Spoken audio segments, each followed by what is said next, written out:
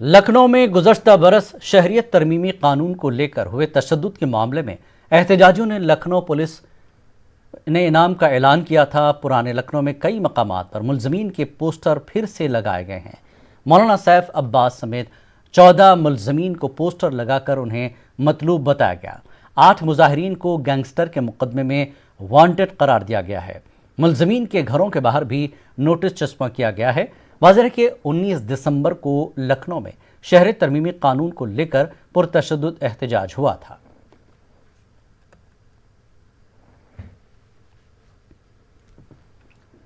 Aligarh police ने गुंडा act के तहत 27 मुलजमीन पर कार्रवाई करते हुए जिला बदर किया है, जिसमें अलीगढ़ मुस्लिम यूनिवर्सिटी के 2 तलबा लीडरान भी शामिल हैं। शर्जील उस्मानी और जैद शेरवानी को 6 माह के लिए जिला बदर किया गया। दोनों ही तलबा लीडरान शहरी तरमीमी कानून के खिलाफ हुए एहतजाजों में पेश रहे थे और इसी दौरान दर्ज हुए मुकदमात में ये कार्रवाई की गई है। सर्कल ऑफिसर अनिल समानिया ने बताया कि आगे की कार्रवाई ज़ाब्ते के मुताबिक की जाएगी। याद रहे कि शर्जील उस्मानी मुतनाज़ा बयान देने में जेल भी जा चुके हैं और हाल ही में उनकी रिहाई हुई है। देखिए, जनपद में 27 अभियुक्तों के विरुद्ध गुंडा एक्ट के अंतर्गत जिला बदर की कार्रवाई की गई है। सभी को 6 माह के लिए जिला बदर किया गया है। इनमें से 2 जैद शेरवानी और शर्जील उस्मानी, ये एक Zaid sherwani x AMU student हैं और शर्जील उस्मानी स्टूडेंट हैं अभी AMU के। इन दोनों को भी 6 माह के लिए जनपद अलीगढ़ से जिला बदर किया गया है। इनके विरुद्ध CAA और NRC के जब वो चल रहे थे उनके दौरान अभियोग पंजीकृत हुए थे, उसी में इनको जिला बदर किया गया है। कर्नाटक के वज़ीर आला BS येडियुरप्पा ने रियासत में मुबैना लव जिहाद को ख़त्म करने के लिए कानून साजी के इशारे दिए। मंगलुरु में BJP की एग्जीक्यूटिव मीटिंग से खिताब करते हुए येडियुरप्पा ने कहा कि मुबैना लव जिहाद को रोकने के लिए सख्त इक़दाम उठाए जाएंगे। वहीं रियासत के वज़ीर दाखिला बसवराज बोम्मई और Kannada and culture minister CT Ravi मुबैना लव जिहाद के खिलाफ कानून साजी की खुलेआम वकालत कर रहे हैं। दूसरी जानिब अपोजिशन पार्टियां और कानूनदा हुकूमत के इस मुजव्वज़ा कानून को गैर दस्तूरी करार दे रही हैं। ये जो संघ परिवार के जो लीडर्स है, मंत्रीज है, BJP का जो MLA है, MP है, जो पहले आपने जो शादी किए जो दूसरे रिलीजन के जो लेडीज से छोड़ दो, पहले उनको छोड़ दो। नहीं तो तुम्हारे जो लड़की उन लोगों को दिए हो, कोई मुस्लिम बच्चों को दिए हो, पहले उनसे ले लो, तुम्हारे घर में रख लो। यही डेफिनेशन लव जिहाद है। तुमने जितने बड़े बड़े लोग हैं तुम देश में, मंत्री लोग हैं, सीनियर लीडर्स हैं, तुम्हारे बच्चों को तो लड़कियों को दूसरे लोग ये शादी किया है ना, बहुत सारे लोग। कितना फ्रांस में शाया हुए गुस्ताखाना खाका और फ्रांस के सदर की उमूमी हिमायत के खिलाफ भोपाल MLA आरिफ मसूद के जरिए किए गए एहतजाज के खिलाफ मध्य प्रदेश हुकूमत का मौक़िफ़ सख्त से सख्त होता जा रहा है। 29 अक्टूबर को भोपाल इकबाल मैदान में किए गए एहतजाज के बाद जहां आरिफ मसूद समेत 200 लोगों के खिलाफ दफ़ा 188 के तहत मामला दर्ज किया गया था, वहीं आरिफ मसूद के जरिए इस मामले में जमानत करवाने के बाद हुकूमत ने भोपाल थाना तुलिया में कल रात फिर दफ़ा 153A के तहत आरिफ मसूद और 7 लोगों के खिलाफ मजहबी जज्बात भड़काने का मामला दर्ज करने के साथ आरिफ मसूद के कॉलेज इंदिरा प्रियदर्शनी पर भी बुलडोजर चला दिया है। आरिफ मसूद का कहना है कि दबाव के तहत हुकूमत इंतकामी कार्रवाई कर रही है, मगर वो किसी भी दबाव के आगे झुकने वाले नहीं हैं। जिस इमारत को जिला इंतजामिया और नगर निगम ने तोड़ा है, इस पर अदालत का स्टे था, इसका भी एहतराम नहीं किया गया। तलबा के करियर को बचाने के लिए जो भी मुमकिन होगा उन्होंने करने का ऐलान किया है। में एक प्रेस के जरिए पता चला कि मेरे ऊपर एक धारा और एक मुकदमा दायर कर दिया अलग से 153 में। मुझे अफसोस हुआ क्योंकि मैं समझ नहीं पा रहा कि मेरा एक प्रोटेस्ट था, शांति का प्रोटेस्ट था, 25,000 लोग जमा हुए और मैंने कभी किसी के धर्म के बारे में बुरा नहीं बोला। मेरे धर्म के बारे में जब बुरा बोला गया तो उसका रिएक्ट करने का संवैधानिक मुझे अधिकार है और मैं उस संवैधानिक अधिकार के दायित्व में निभाते हुए उसका प्रयोग करते हुए मैंने अपनी एक प्रजातांत्रिक ढंग से बात रखी और मैंने ये कहा कि किसी को किसी की इजाज़त नहीं है मज़हब के बारे में बुरा कहना। उसके बावजूद मेरे ऊपर एक मुकदमा लगाया, फिर दूसरा एक और कल लगा दिया। मैं उसकी निंदा करता हूँ क्योंकि ये दबाव में आके किया गया। दूसरा भी दोबारा मुझे जानकारी मिली कि मेरा महाविद्यालय का भवन जो कि डीम्ड परमिशन है, जिसकी न्यायालय से परमिशन मिल चुकी है, उस भवन के हिस्से को आज तोड़ दिया, जबकि उस पर हाईकोर्ट का स्टे था, उसके हिस्से को तोड़ दिया गया। लेकिन मैं लोगों से कहूँगा कि ये सरकार दमन और डराने का काम कर रही है। हम लोकतंत्र और संविधान में विश्वास करने वाले लोग हैं, घबराने की ज़रूरत नहीं है। संवैधानिक हिसाब से जो बनेगा वो हम लोग अपने राइट्स के लिए लड़ेंगे, और जो भी बच्चे तालीम के लिए परेशान हो रहा है उनसे दरख्वास्त है कि वो घबराएं ना। फ्रांस सदर के खिलाफ भोपाल एमएलए आरिफ मसूद के जरिए भोपाल इकबाल मैदान में किए गए एहतजाज और हुकूमत की कार्रवाई को लेकर पार्टियों के बीच सियासी बयानबाजी तेज हो गई है। मध्य प्रदेश वज़ीर दाखिला कार्रवाई को जहां हक बजानिब करार दे रहे हैं, वहीं साबिक सीएम दिग्विजय सिंह आरिफ मसूद की हिमायत में खुलकर सामने आ गए हैं। आप खुद ही कह रहे हो अवैध अतिक्रमण है, तो हटेगा, अवैध को हटना भी चाहिए। अगर अवैध होगा तो जिला प्रशासन की कार्रवाई है। बात यह है, भारतीय जनता पार्टी शक्ल देखकर काम करती है। जो स्थानीय विधायक यहाँ के हैं, रामेश्वर शर्मा जी, उन्होंने कितनी सरकारी जमीन पर कब्जा कर रखा है, किसी ने उसकी जांच की है क्या आज तक? या नियमों को तोड़कर यहाँ के माननीय मंत्री जो हैं, उन लोगों ने जो यहाँ पे नियमों को तोड़कर जो काम किया हुआ है, उस पर कार्रवाई क्यों नहीं करते? मरकजी वज़ीर दाखिला अमित शाह के बंगाल दौरे पर आज कोलकाता में सीए और एनआरसी मुखालिफ तंजीमों की जानिब से एहतजाज भी किया गया। अमित शाह जहां आज कोलकाता से बांकुड़ा जिले के दौरे पर रवाना हुए, वहीं शहर के धर्मतला में इंसानी जंजीर बनाकर मुख्तलिफ समाजी तंजीमों के लीडरों ने अमित शाह वापस जाओ के नारे लगाए और एहतजाज किया। मुजाहिरीन ने सीए और एनआरसी पर हुकूमत को अपना मौक़िफ़ साफ करने की ज़रूरत पर जोर देते हुए इस कानून को नाकाबिल कबूल बताया।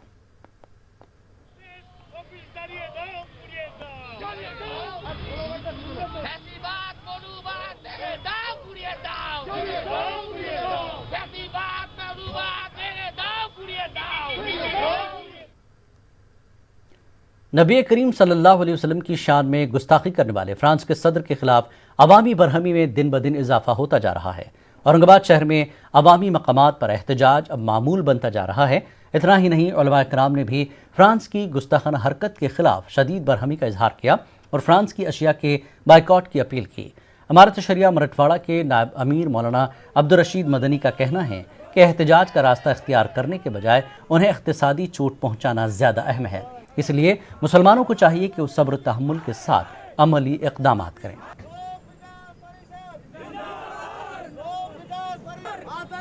फ्रांस की तरफ से ये की गई हरकत पर इस कदर गम और गुस्से की लहर अहले इस्लाम के पास में चल पड़ी है और इस कदर उनकी ईमान की आग भड़क उठी है कि अब तमाम मुसलमानों ने, दुनिया के तमाम मुसलमानों ने ये तय कर लेना चाहिए कि कम से कम ऐसी हरकत जहाँ भी सरजद होती है उसको माशी तौर पे नुकसान पहुँचाएँ और ताकि उसके होश ठिकाने आए। इसलिए मैं ये अपील करूँगा तमाम अहले ईमान से कि वो फ्रांस की तमाम मसनूआत का बिल्कुलिया कम्प्लीटली वो बाइकाट करे और वहाँ की बनी हुई चीज़ों को कतई अपने इस्तेमाल में ना लाए। फ्रांस के खिलाफ आज मुंबरा के जमीयत उलमा हिंद के एक वफ्द ने थाना जिले कलेक्टर से मुलाकात कर उन्हें एक मेमोरेंडम पेश किया। मेमोरेंडम में मुतालबा किया गया कि हुकूमत हिंद फ्रांस हुकूमत पर जोर दे कि वो किसी के मजहबी जज्बात को मजरूह न करे।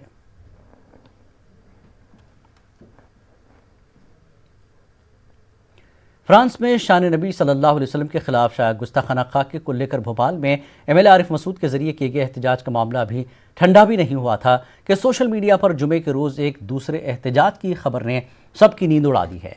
भोपाल काजी सैयद के नाम से सोशल मीडिया पर चलाए गए ऑडियो मैसेज से न सिर्फ पुलिस मुतहरिक हो गई है, बल्कि भोपाल इकबाल मैदान के आसपास सिक्योरिटी में मजीद इजाफा हो गया। वहीं भोपाल काजी सैयद मुश्ताक अली नदवी ऐसे किसी किस्म के एहतजाज के ऐलान से इनकार किया है।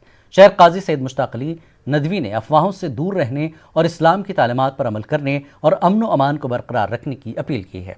खास बात इंडिया में एक बार फिर आपका खैर मकदम है। मदरसा जदीदकारी टीचर्स स्कीम के तहत काम करने वाले टीचरों की जानिब से एक मरतबा फिर वज़ीर आज़म नरेंद्र मोदी, वज़ीर तालीम रमेश पोखरियाल निशंक समेत वजारत के सेक्रेटरी को मेमोरेंडम देते हुए फिर से मांग की गई है कि टीचरों की तनख्वाहें अदा की जाएँ, क्योंकि गुज़श्ता 4 बरसों से मदरसा जदीदकारी टीचर्स स्कीम के टीचरों को मरकज की जानिब से दिया जाने वाला हिस्सा नहीं मिला, जिसकी वजह से टीचरों का खानदान भुखमरी का शिकार है।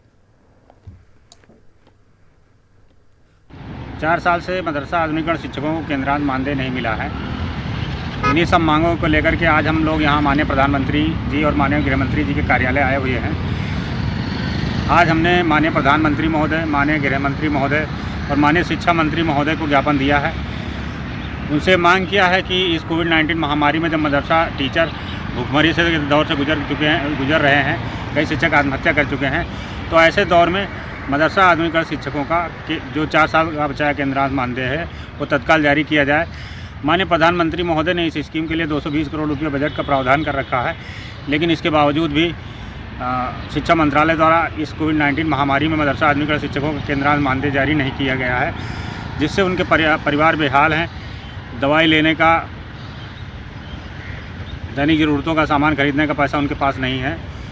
इसलिए ऐसे समय में मदरसा आधुनिकरण शिक्षकों को शिक्षा मंत्रालय को केंद्रांत मानदेय जारी करना चाहिए, जिससे उनके परिवार टूटने से और बिखरने से बच सकें। मध्य प्रदेश के आइम्मा मौज़नीन की तनख्वाह का मामला हल होने का नाम नहीं ले रहा है। महकमा इक़लिती फलाह बहबूद की जानिब से आइम्मा मौज़नीन की तनख्वाह को लेकर गुज़श्ता माह यानी 8 अक्टूबर को अहकाम भी जारी कर दिया है। इसके बाद आइम्मा मौज़नीन का आज तक तनख्वाहों से महरूम है। पेश है खास रिपोर्ट। मध्य प्रदेश में मसाजिद कमेटी का क़याम इंडियन यूनियन और रियासत भोपाल के बीच 1949 में हुए मर्जर एग्रीमेंट की रूह से अमल में आया था। इंज़िमाम रियासत के तहत मसाजिद कमेटी के आइम्मा और मौज़नीन की तनख्वाहों की अदायगी हुकूमत की जानिब से की जाती है।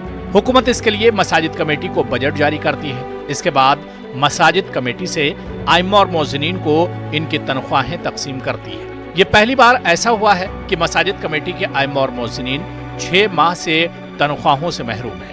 कोरोना कहर में इनकी मुश्किलात क्या हैं, इसको लेकर आइम्मा और मौज़नीन और समाजी तंजीमें कुछ इस अंदाज में अपने ख्यालात का इजहार करती हैं। जनाब 6 महीनों से तनख्वाही नहीं मिली, बड़े मामलात हो रहे हैं, कमरे का किराया देना मुश्किल हो रहा है। दूसरी बात, बच्चों की ज़रूरियात भी साथ लगी हुई हैं, वो सारे मामलात भी हमारे साथ जुड़े हुए हैं। लेकिन ये कि हमें आश्वासन दिया जाता है कि साहब अगले महीने मिल जाएगी तनख्वाह और 15 दिन इंतज़ार कीजिए।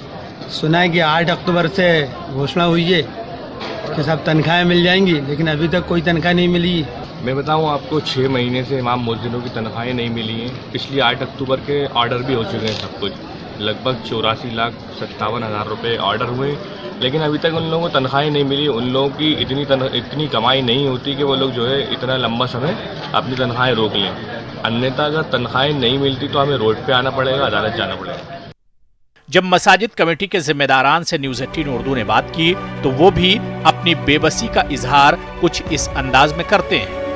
हाँ, हमारे यहाँ भी ऑर्डर मौसूल हो चुका है 8 तारीख को, जिसमें तमाम संबंधित विभागों को आदेश दिया गया है, लेकिन हम इंतज़ार कर रहे हैं आज भी कि इमाम मौज़िन के अकाउंट में तनख्वाह आ जाए, लेकिन आज तक नहीं आई। इस मामले में कुछ बात हुई अफसरान से? हमने कई बार कमिश्नर जो हमारे M.K. अग्रवाल जी हैं उनको कांटेक्ट करने की कोशिश करी, वो फ़ोन ही उठाते नहीं हैं। दूसरे जो नीचे वाले अधिकारी हैं उन लोगों से कहा तो उन्होंने कहा कि साहब प्रोसेस में है। महकमे इक़लिती फलाह की जानिब से आइम्मा और मौज़नीन की तनख्वाहों को लेकर पहले वेंडर सिस्टम का निज़ाम होने और सभी आइम्मा और मौज़नीन के बैंक अकाउंट जमा करने की बात कही गई थी। मसाजिद कमेटी के जरिए तमाम तफसीलात गुज़िश्ता माह ही जमा की जा चुकी हैं। इसके बावजूद मसाजिद कमेटी के आइम्मा और मौज़नीन ही नहीं बल्कि दारुल इफ्ता, दारुल क़ज़ा और मसाजिद कमेटी के ज़रिए इंतज़ाम चलने वाले स्कूल का स्टाफ भी तनख्वाह से महरूम है। न्यूज़ 18 उर्दू के लिए भोपाल से महताब आलम की रिपोर्ट। मरकजी हुकूमत ने अलीगढ़ मुस्लिम यूनिवर्सिटी के जवाहरलाल नेहरू मेडिकल कॉलेज को बड़ी जिम्मेदारी देते हुए Indian council of medical research के कोरोना वायरस वैक्सीन के ट्रायल प्रोग्राम में शामिल किया। इस मंजूरी के साथ ही JNMC में 14 नवंबर से भारत बायोटेक की कोवैक्सिन नामी कोरोना वायरस टीके का ट्रायल शुरू होगा, जिसके लिए 1000 रजाकारों को दावत दी गई है ताकि वो ट्रायल के लिए अपना रजिस्ट्रेशन कराएं। AMU तर्जुमान उमर सलीम पीरजादा ने इस ताल्लुक से मीडिया को तफसीलात बताई। JNMCH medical college level 2 hospital है अलीगढ़ मुस्लिम यूनिवर्सिटी का, भारत सरकार ने एक बार फिर से एक बड़ी जिम्मेदारी हमें दी है और ये हमारे लिए बहुत ही खुशनसीबी है कि फेज़ 3 कोविड-19 कोरोना एक्स ट्रायल जो है वो कमेंस होगा 14 नवंबर को JNMCH में। और इसका मकसद जो है वो ये है कि एवेल्यूएट करना है सेफ्टी और एफिकेसी ऑफ कोविड-19 वैक्सीन की जो स्टडी हो रही है, और ये कोलैबोरेशन में है Indian council of medical research और भारत बायोटेक के। ये सारी कोशिशें और काबिशें हमारे vice chancellor professor Tariq Mansoor साहब और जो कारगुजारी डॉक्टर्स की रही है इस पैंडेमिक को केटर करने के लिए, ये उसकी वजह से हुई है। अकोला के मशहूर मल्टी स्पेशलिस्ट आइकॉन अस्पताल तनाज़े का शिकार हो गया। वाशिम जिले के रहने वाली एक बुजुर्ग खातून ने अस्पताल के खिलाफ जानबूझकर गलत रिपोर्ट बताकर इलाज करने की मशकूक तौर पर सलाह दी गई। खातून का इल्जाम है कि उन्हें सीने में दर्द की शिकायत थी, जिसे चेक करने के लिए वो आइकॉन अस्पताल गई। डॉक्टरों ने इसे हार्ट में ब्लॉकेज होने की बात कही, तहम दूसरे अस्पताल ने चेक करने पर इसका हार्ट तकरीबन 60% दुरुस्त करार दिया। उधर से इस मामले में अस्पताल का कहना है कि उनकी खिलाफ दाखिल की गई शिकायत बेबुनियाद है।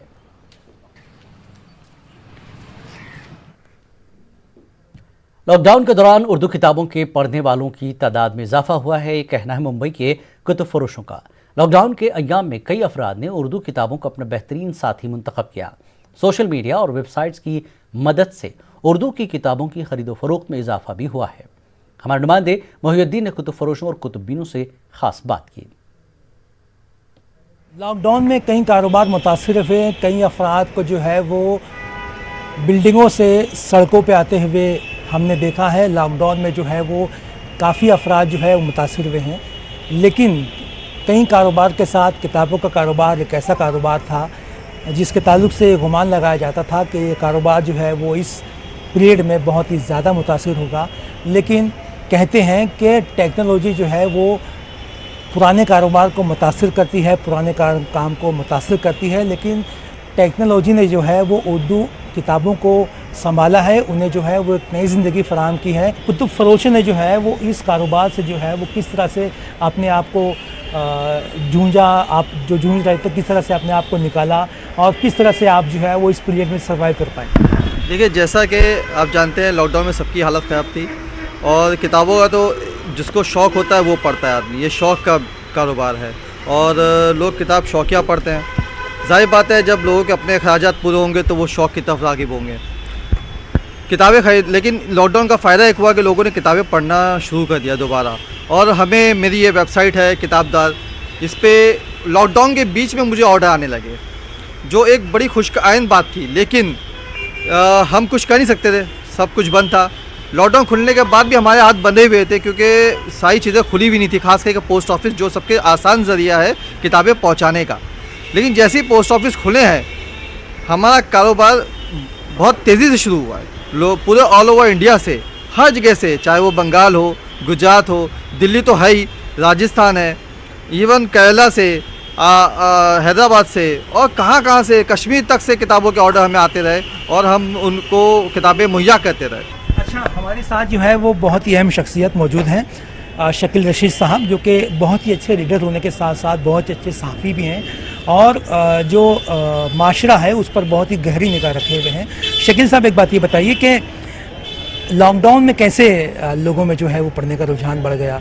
हम देखते हैं कि वेब सीरीज़ का दौरा है, लोग जो है वो वेब सीरीज़ देख रहे हैं, नेटफ्लिक्स देख रहे हैं और उसके साथ साथ जो है वो बहुत सी यूट्यूब को सर्च करते हैं। तो किताबें जो है वो इनके दरमियान कैसे आ गई? लॉकडाउन चूँकि फुर्सत के दिन थे, ऑफिस भी नहीं जाना है, काम भी नहीं करना है, घर में बैठना है और बैठकर अपना वक्त बिताना है, तो उसके लिए किताबों से बेहतर कोई और मुश्किल नहीं था। मैं अपनी बात करता हूँ, मैंने वो किताबें लॉकडाउन के दौरान पढ़ी हैं जो मेरे यहाँ 5 से 10 साल पहले से रखी हुई थी। 2500-30 किताब जो है मैंने वहाँ लॉकडाउन के दौरान पढ़ ली हैं और मुख्तलिफ़ तरह की थी जो शायद अगर लॉकडाउन नहीं होता तो शायद मैं ना पढ़ता। और मुझे खुशी है कि लॉकडाउन हुआ और मैंने वो किताबें पढ़ी। उर्दू में हर तरह के कारी मौजूद हैं। एक मिथ जो लोगों में आम होता जा रहा है वो ये है कि जिस तरह से सोशल मीडिया का दौरा है, जिस तरह से जो है वेबसाइट और दूसरे ज़राए इब्लाग जो है फ़रोग पा रहे हैं, तो किताबों को ज़वाल आता जा रहा है। किताबों की रीडिंग में उनको पढ़ने वालों की तादाद में जो है वो कमी वाक़ई हो रही है। इस तरह के मफरूज़ात हमारे सामने आए हैं, लेकिन इस लॉकडाउन में ये मफरूज़ा गलत साबित हो गया, बल्कि मकतबे जामिया और किताबदार जैसे कई कुतुब फरोश हैं जिन्होंने ये तजुर्बा किया कि लॉकडाउन में जो है वो किताबों की सेल बढ़ी है, किताबें पढ़ने वाले बड़े हैं, किताबों के रीडर बड़े हैं। कैमरा पर्सन संतोष डिस्ले के साथ मुजुद्दीन, न्यूज़ 18 मुंबई। लॉकडाउन के 8 महीने बाद आखिर मशरूत शराइत के साथ सिनेमा घरों को भी खोलने की इजाज़त मिल गई है, जिसके बाद मुंबई से मुत्तसिल थाने में भी सभी सिनेमा घरों में सफाई व दवाओं के छिड़काव के साथ लोगों की तफरीह की तैयारियां उरूज पर चल रही हैं। फिलवक्त महाराष्ट्र में थिएटरों में 50% कुर्सियों को ही पुर करने की इजाज़त दी गई है। औरंगाबाद में कॉन्ट्रैक्ट की बुनियाद पर काम करने वाली आशा वर्कर्स ने जिला कलेक्टर ऑफिस और म्यूनिसिपल कॉरपोरेशन के अहाते में अपने मुतालबात मनवाने के लिए एहतजाजी धरना दिया। शहर में तकरीबन 8,000 के करीब आशा वर्कर काम करते हैं। उनका कहना है कि कोरोना वबा के दौरान आशा वर्करों ने अपनी जान की परवाह किए बगैर जहां ज़रूरत पड़ी वहां काम किया, जिसके नतीजे में 60 से ज़्यादा आशा वर्कर कोरोना वबा का शिकार हुए। इन मुतासरीन के अफराद खाना को इमदाद दिलाने के लिए बारहा मुतालबात किए गए, लेकिन कारपोरेशन इंतज़ामिया और रियासती हुकूमत इसका नोटिस नहीं ले रही है। आशा वर्कर्स का कहना है कि इनके मुतालबात पूरे नहीं हुए तो वो काम बंद एहतजाज शुरू करेंगे। रिलायंस रिटेल में एक और बड़ी सरमायाकारी हुई। सऊदी के पब्लिक इन्वेस्टमेंट फंड ने 9,555 करोड़ रुपए की सरमायाकारी करने का फैसला लिया है। इसके बदले में पीआईएफ को रिलायंस रिटेल में 2.04% के हिस्सेदारी मिलेगी। ये सरमायाकारी 4.587 लाख करोड़ की एक्टिव वैल्यू पर होगा। यहाँ हम आपको बता दें कि रिलायंस रिटेल ने अपनी 10.09% हिस्सेदारी फरोख्त करके अब तक 47,265 करोड़ रुपए जुटा लिए। रिलायंस रिटेल वेंचर लिमिटेड में अब तक 8 ग्लोबल सरमायाकारों ने सरमायाकारी की है। इससे पहले पीआईएफ ने आरआईएल की सब्सिडरी जियो प्लेटफॉर्म में भी 2.32% की हिस्सेदारी खरीदी थी। इसके लिए पीआईएफ ने 11,367 करोड़ की सरमायाकारी की थी। पीआईएफ अगले मरहले में रिलायंस फाइबर में भी सरमायाकारी करने वाला है। अमेजॉन ग्रेट इंडियन फेस्टिवल के जरिए आपको अपनी ज़रूरत की अशिया पर बम्पर छूट मिल रही है, लेकिन सबसे बड़ी डील हासिल करने के लिए बने रहिए अमेजॉन के साथ, जो दिन में सिर्फ 3 बार हॉट डील का ऐलान करता है। ग्रेट इंडियन फेस्टिवल 13 नवंबर तक। Amazon ग्रेट इंडियन फेस्टिवल 13 नवंबर तक। खास बात इंडिया में फिलहाल इतना ही। ज़्यादा खबरों के लिए आप लॉगिन कर सकते हैं हमारी वेबसाइट news18urdu.com पर। आदाब।